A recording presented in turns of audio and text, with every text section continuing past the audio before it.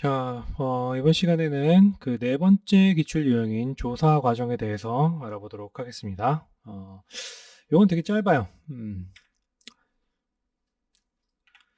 자, 조사 과정. 과학적 연구의 절차는 그 일반적으로 이제 어떤 연구를 하느냐에 따라서 연구 유형에 따라서 구체적인 조사 절차는 연구 절차는 다 달라요. 다르지만 일반적으로 연구 문제 생성, 가설 설정, 연구 설계, 윤리 평가, 자료 수집, 분석, 보고, 결과 작성 순으로 이제 진행이 됩니다. 어쨌든 우리가 연구를 하려면은 문제점이 있어야 되잖아요. 그러니까 저 사람은 왜 저럴까? 아니면은 어떻게 하면 맛있는 내가 좋아하는 요리를 이제 할 때 이건 어떻게 만들까? 이게 어떻게 보면 연구 문제라고 이야기를 할 수 있거든요. 그래서 이 연구 문제 생성할 때는 연구 목적이 무엇이냐, 주제 배경을 검토하고 구성 요소나 이런 것들 탐색하고 관련 변수 같은 것들을 탐색하는 과정이 필요해요. 그러니까 연구 과정에서 가장 중요한 건 이 연구 문제 생성이 가장 중요해요. 여기서 최대한 많은 정보를 수집을 하고 그 수집된 정보를 바탕으로 우리가 뭘 하냐면 가설을 설정을 하게 되는 거죠. 예를 들어서 이제 우리가 이제 귀납적으로 하든 연역적으로 하든 어쨌든 내가 궁금한 현상 같은 것들이 있단 말이에요. 게임을 많이 하는 친구에 대해서 얘기를 할 때 쟤는 왜 저럴까라고 이제 그냥 궁금증을 나타냈지만 이걸 갖다가 연구 문제로 만들기 위해서는 과연 이 현상을 설명할 수 있는 이론이 있나? 아니면 다른 현상들은 없나? 다른 게임을 많이 하는 친구들은 어떤 특성을 보이나? 혹은 게임을 많이 하는 친구들 중에서 서로 다른 특성을 나타내는 것들이 있나 없나 이런 것들을 전부 다 고려해서 연구 문제를 생성을 하게 되는 거죠. 그래서 연구 문제를 생성하면은 이제 연구 가설을 설정을 하는데 실제로 연구에는 이 가설이 검증이 되는 겁니다. 요 검증 가능한 가설을 설정을 하는데 검증 가능한 가설이라고 하는 건 우리가 통계적으로든 경험적으로든 검증 가능한 가설이 이제 설정이 돼야 된다는 거예요. 예를 들어서 우리가 그 눈에 보이지 않거나 수치화할 수 없는 어떤 개념이나 이런 것들은 검증이 불가능하기 때문에 가설 설정 자체가 이제 안 되는 겁니다.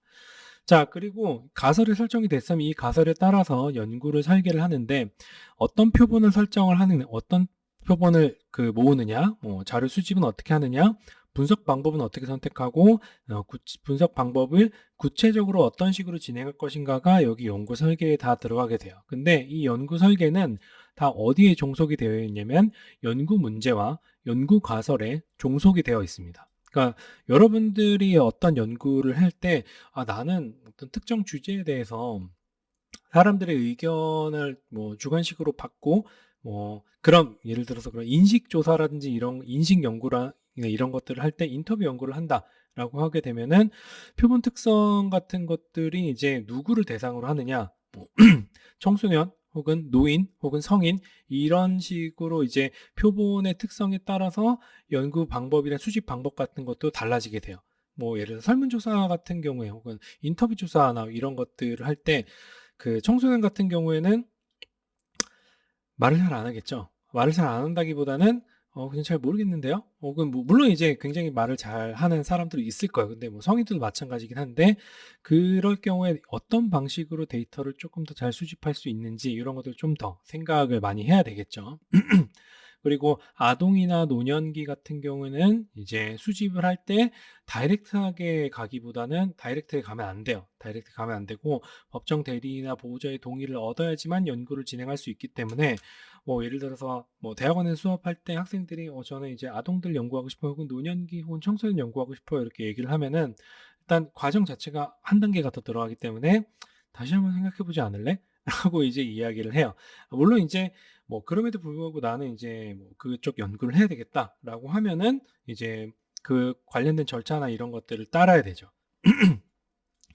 자, 그리고 분석 방법을 선택하는 것도 내가 어떤 연구 문제를 만들었느냐, 차이를 검증하느냐, 혹은 관계를 검증하느냐, 무엇과 무엇의 관계라고 이제 가설 혹은 연구 문제를 세웠으면은 관계를 검증하는 통계 분석 방법이 선택이 돼야 되는 거고, 무엇과 차이를 보고 싶다라고 하면 차이를 검증하는 분석 방법이 선택이 돼야 되는 거겠죠. 그랬을 때 내 연구 문제를 조금 더 잘 드러낼 수 있는 어떤 연구 분석 방법이 뭐 표본의 어떤 집단이 3개냐 2개냐 혹은 뭐 독립변수가 2개냐 3개냐 이거에 따라서 뭐 이원 분산 분석을 하냐 이원 분산 분석을 하냐 뭐 단순 회귀 분석을 하냐 중도 회귀 분석을 하냐 뭐 구조방정식 모형을 사용하느냐 뭐 이런 것들이 이제 고쳐야 되겠죠. 자, 그리고 그런 식으로 연구 설계가 다 되면은 연구윤리 평가를 받게 됩니다. IRB를 받게 돼요. 받게 되고 이 IRB 통과가 되면 자료를 수집을 하게 돼요. 이 자료 수집 단계에서는 뭐 내가 할 수 있는 게 아무것도 없어요. 뭐 어떻게 보면 주사위가 이미 던져지게 된 거죠. 자료 수집을 시작을 하게 되면은 이미 모든 연구 결과는 내 손을 떠났기 때문에 이전에 내가 어떻게 잘 설계를 했느냐에 따라서 결과가 달라지게 됩니다. 자, 그 다음에 이제 분석, 정해진 분석, 여기 있죠? 분석 방법 구체화해서 정해진 분석 방법에 대해서 분석을 실시하고, 마지막에 이제 결과를 보고를 하게 되면 됩니다. 그러니까 여러분들이 뭐, 과학적 연구 절차라고 해서 제가 지금 뭐 이래저래 많이 설명을 했는데, 여러분들이 어떤 문제를 해결할 때 어떤 과정을 거치는지를 한번 생각을 해보세요. 예를 들어서 내가 컴퓨터를 쓰고 있는데, 혹은 뭐 새로 스마트폰을 샀는데, 뭐 잘 안 돼. 잘 안 되면은 어떻게 해요? 일단은 그게 이제 연구 문제예요. 어떤 기능이 잘 되지 않는다 라고 하는 게 연구 문제예요. 자, 가설 설정을 했을 때 물론 이제 구글 신에게 물어보거나 네이버에 물어보면은 답변 나랑 비슷한 경험을 한 사람들이 굉장히 많기 때문에 뭐 그걸 바로 찾긴 하지만 어쨌든 어떤 기능이 잘 안 된다라고 하면 어디서 문제가 있을까라고 생각을 하게 되고 그 어디서 문제가 있을까를 생각을 했을 때 가설을 설정을 하게 되죠. 가설 설정을 하게 되는 거고 그 다음에 연구 설계를 하게 됩니다. 연구 설계는 어느 부분을 건드리면은 이 기능이 제대로 돌아올까 뭐 이런 것들 갖다가 연구 설계를 하게 되는 거죠. 자, 그랬을 때 그리고 나서 자료 수집을 하고 자료 수집은 이제 구글 신한테 물어보는 거예요. 특정 부분에 대해서 뭐 어떤 오류가 났을 때 어디를 만지면 되느냐 자료 수집을 하고 실제로 이제 분석 과정은 내가 적용을 하는 과정이죠. 적용을 과정을 해서 문제가 해결되면 오케이. 해결이 안 되면은 다시 처음으로 돌아와 가지고 그 어떤 부분이 문제가 있는지를 갖다 검색을 하게 되는 거죠. 뭐 스마트폰이나 뭐 이런 것들은 가장 좋은 방법이 뭐예요? 껐다 키면 되죠. 아니면 리셋하거나 뭐 가장 좋은 방법이긴 한데 뭐 컴퓨터 같은 경우에 조립했을 때 어떤 문제가 발생하게 되면 비품이 몇 번이냐에 따라서 특정 부분이 문제가 있고 뭐 이런 것들이 있거든요. 그랬을 때 내가 여태까지 조립할 때 어떤 단계로 조립을 했고 뭘 잘못 장착했을 때 이런 문제가 나타나는지를 갖다가 이제 가설 설정을 하고 하나씩 하나씩 적용을 해볼 수가 있는 거죠. 일상생활에서도 우리가 이런 과학적 연구의 절차를 따라서 문제를 해결하기 때문에 그 부분에 대해서 좀 생각을 같이 해보면은 그 기출 유형이 생각보다 어렵지 않을 수가 있을 것 같아요. 외우지 않아도 상식적으로 생각하면 돼요. 약간 운전면허 시험 문제 같은 느낌? 자, 사회 기출문제 보겠습니다.